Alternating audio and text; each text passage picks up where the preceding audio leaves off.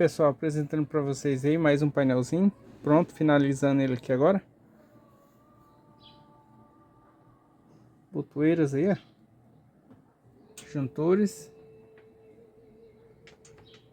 Esse aqui tá pronto para ser instalado amanhã, pessoal. Hoje é domingão, tô terminando ele aqui.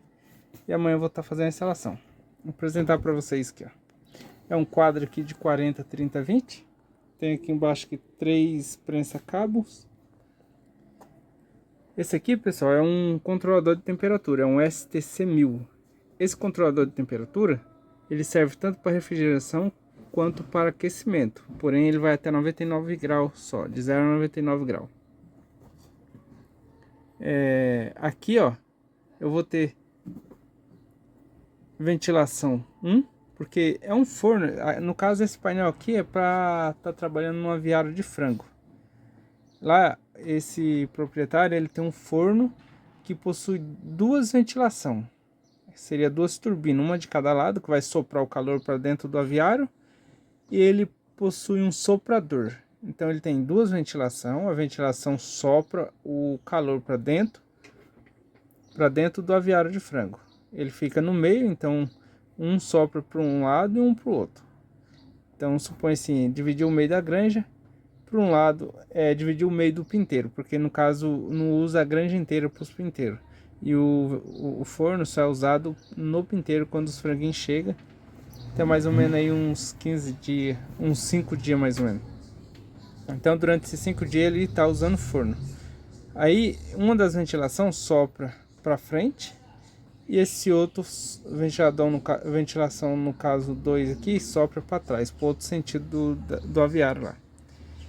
Esse soprador é o soprador que sopra a lenha, a brasa ali para acender o fogo, entendeu? Então, quando aciona, esse aqui ele tá soprando o fogo para que o fogo acenda.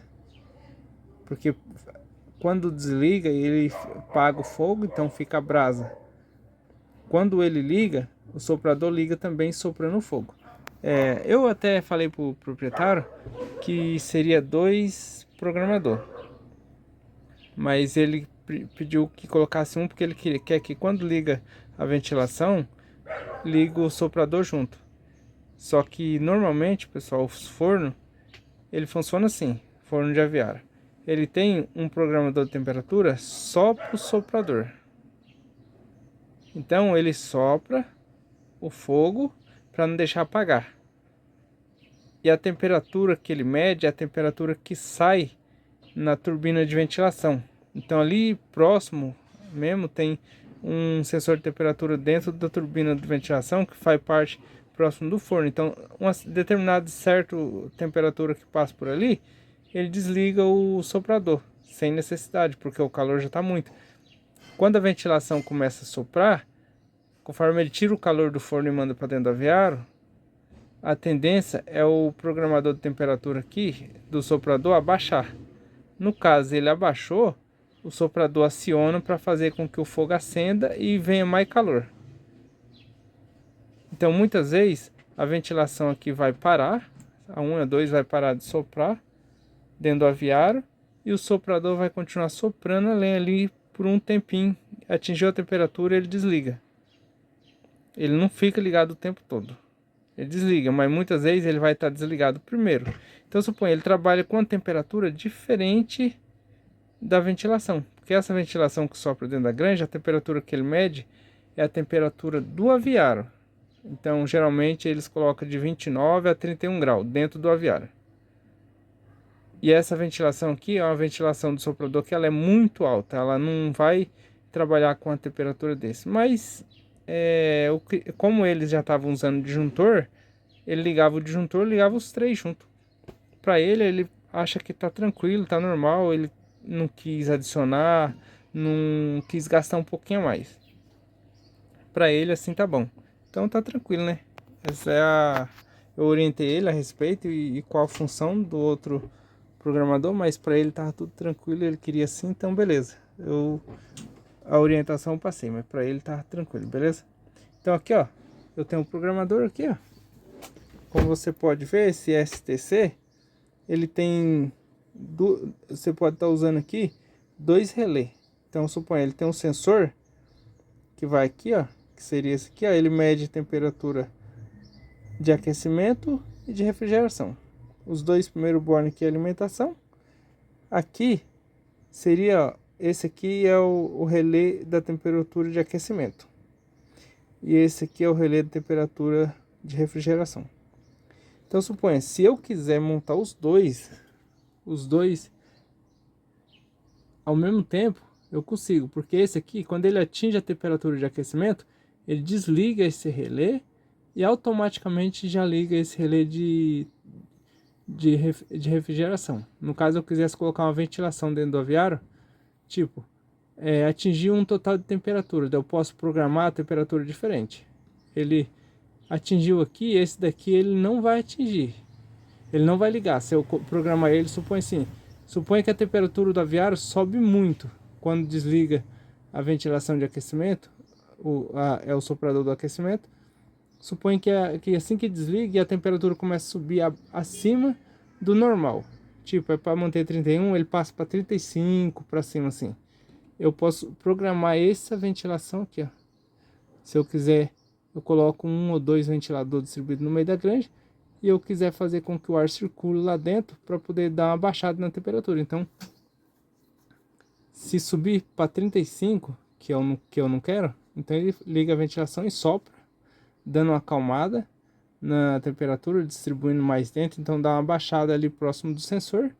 Então a temperatura cai tipo para 32 e ele desliga. Aí ele mantém parado os dois. Quando abaixar a temperatura tipo para 29 e eu quero manter 31, baixou para 29, 28 assim, se eu deixar programado para um desses dois, já aciona e volta a aquecer novamente. Beleza? Esse eu ponho aí porque é um programador simples. O pessoal geralmente em aviário, eles apanham muito para fazer programação desses programador. Então, esse daqui eu tô montando para poder facilitar pros granjeiros lá que vai estar fazendo os cuidados do aviário. Coloquei aqui, ó, 3 disjuntor tripolar, que os motores são tudo trifásico. Coloquei um disjuntor de 6 amperes ali, ó, de comando. Esse aqui protege a parte de comando. Coloquei um barramento ali em cima, então eu cheguei com a fiação, alimentei aqui e distribuí o barramento, beleza? Coloquei um relé falta de fase aqui, ó. Então, pessoal, esse relé falta de fase, ele protege contra a falta de fase que chega aqui no painel que alimenta aqui em cima o barramento. Eu não consigo monitorar a saída aqui. Suponho que um disjuntor desse acaba queimando um polo, dá uma falta de fase. Um fio desse rompe alguma coisa aqui, não consigo monitorar. Então, por isso tem os relé térmico. Então, o relé térmico ele vai ser ajustado conforme os motores lá, conforme a amperagem de cada motor. Se houver uma falta de fase aqui para baixo, quem vai ter que atuar é esse relé térmico aqui, ó, protegendo o motor. Agora, quando há uma falta de fase da rua, que entra nesse cabo para alimentar esse painel, quem vai proteger esse relé falta de fase aqui. Quando se trata de um motor só, quando monta um quadrinho para um motor só, esse relé falta de fase, eu coloco ele aqui, ó. Eu pego a alimentação aqui na saída do disjuntor tripolar, que vai vir para cá, então eu pego aqui. Se houver uma queima de um polo desse disjuntor, que acontece, e ele não desarma, só queima um polo, ele danifica, estragou, faltou fase aqui, só sai duas. Então o relé falta de fase vai atuar. Agora nesse caso aqui, quando é acima de um motor, não dá para me pegar na saída, porque daí se eu vou fazer uma manutenção aqui e eu desligo esse disjuntor para mexer nessa parte aqui, eu vou parar todos os outros motores que sem necessidade. Então por isso, nesse caso a alimentação pega aqui também, para alimentar o relé falta de fase. Porém, a alimentação aqui embaixo, que entra aqui, ó, NA e NF, a alimentação daí vai vir no comum aqui, ó. Eu pego do disjuntor de comando, porque esse é um disjuntor de comando. Se eu deixar os 3 disjuntores aqui ligados, mas somente o disjuntor de comando desligado, eu não vou conseguir acionar aqui também. Por quê?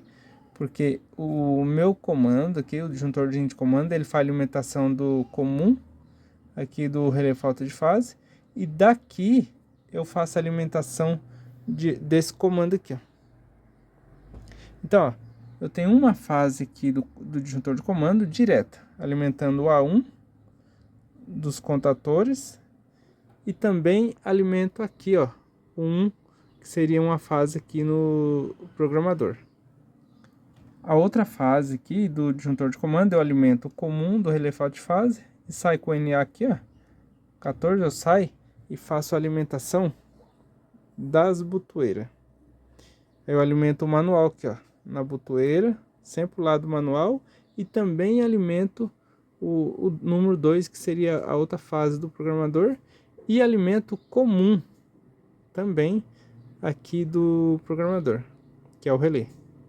Quando ele fechar, ele vai sair aqui, ó, e eu vou fazer a alimentação do outro lado da botoeira, que seria o automático. Então aqui eu usei o manual número 4 e o automático número 3. Faço a alimentação das 3 botoeiras. Quando eu colocar... daí aqui, ó, eu jumpei, ó. O 4 e o 3 eu faço um jump. E um fio só que eu mando aqui, ó. No 95. 95 NC do relé térmico. Então aqui no 96 eu levo ele, eu pego um fiozinho aqui, levo e ligo aqui em cima no A2, ó, do contator. Então eu faço isso com cada contator. Tem um A2 aqui debaixo também, pessoal. Se facilitar para a pessoa aí, tranquilo. Para mim, sai mais fácil eu sair com ele aqui, subir e fazer a alimentação ali. Quando eu faço contato de selo, quando é uma partida direto por botoeira, eu uso o A2 ali, porque tá perto o 14 aqui já junto, beleza? Então é o seguinte, eu faço isso com todos os relé térmicos, saindo de cada botoeira, que eu jampeio 3 e 4, saio com fio e levo no 95. O 96 ele já sai um fio que alimentou a 2 ali em cima. Por que que eu preciso fazer isso? Tem muita gente que liga o fio no 96 e sai com 95 e vai lá no A2. É errado? Não, não é errado.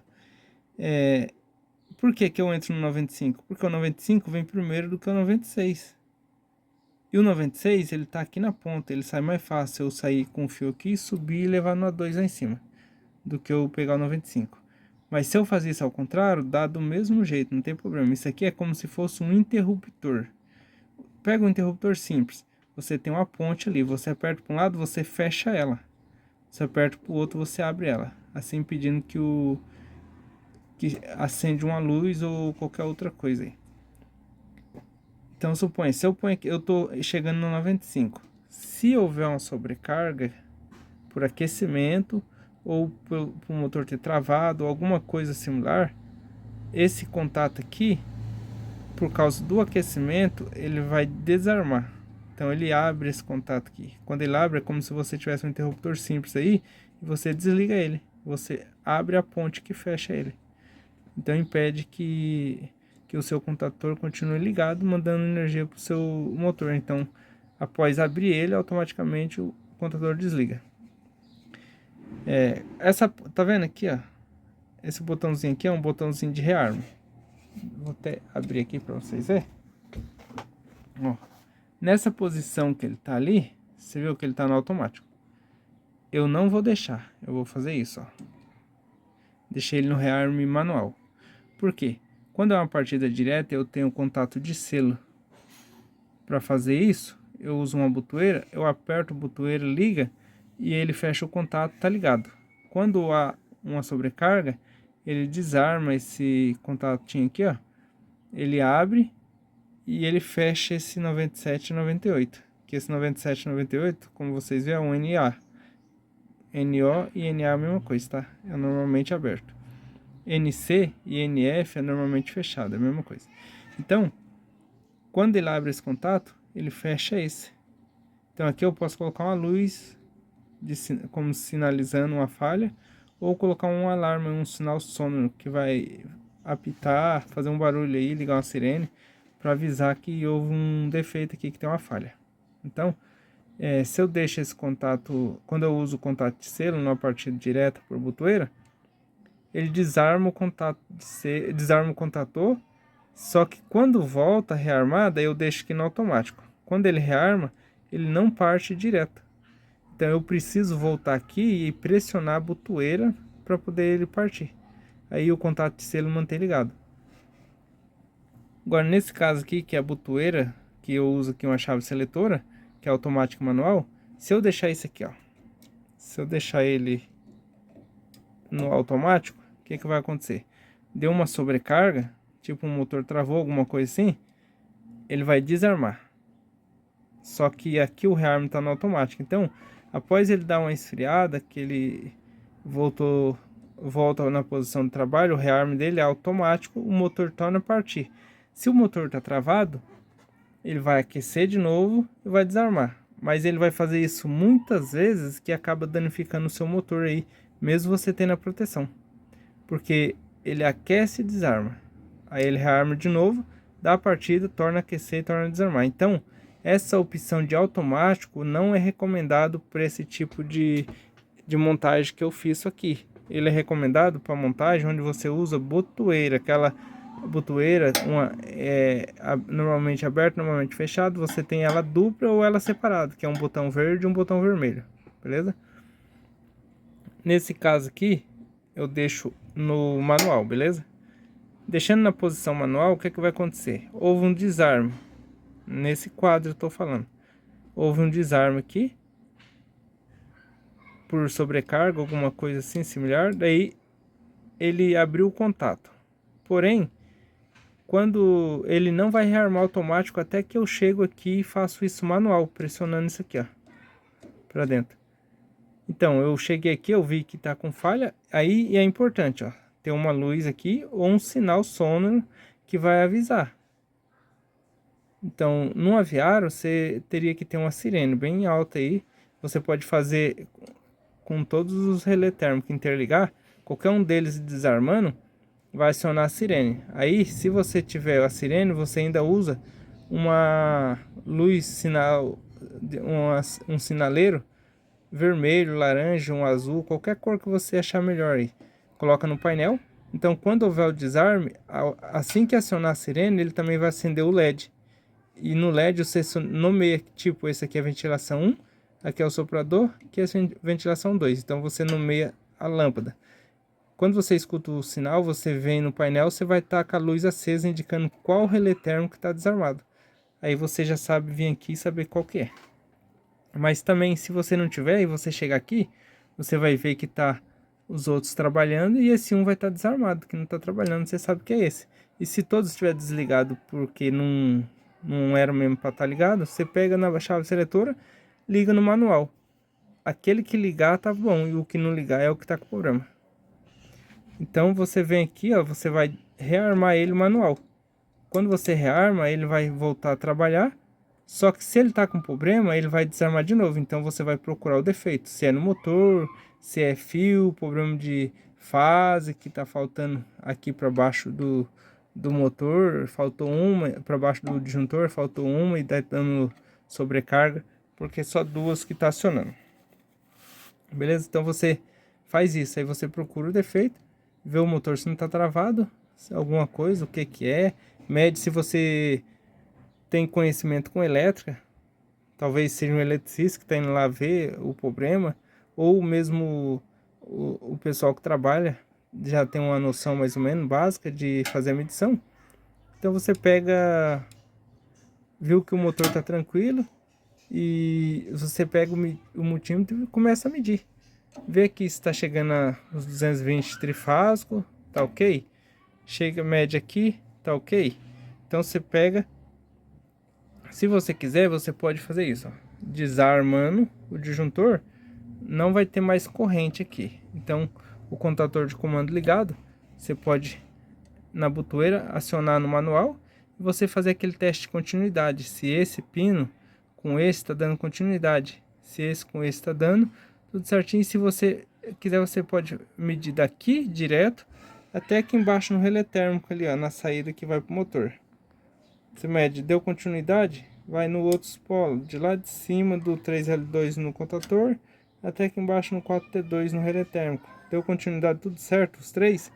Aí tá tranquilo. Agora, se houver uma continuidade que às vezes dá uma continuidade falhando, dá e não dá, daí você pode ter algum defeito de contato, polo, que aqueceu.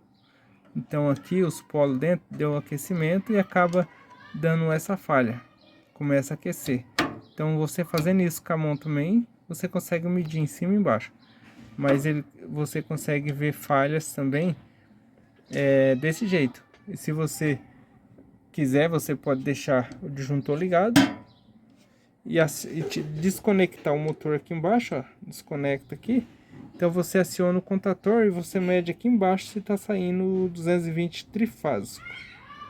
Se for monofásico, você pode medir monofásico aí. Aqui eu estou se tratando do motor trifásico, então você mede nos três polos se está saindo trifásico 220, que seria o primeiro, que é o 2T1 com 4T2, 2T1 com 4T3 e o 4T2 com 4T3. Você já sabe, deu 220 do jeito que tá aí, beleza.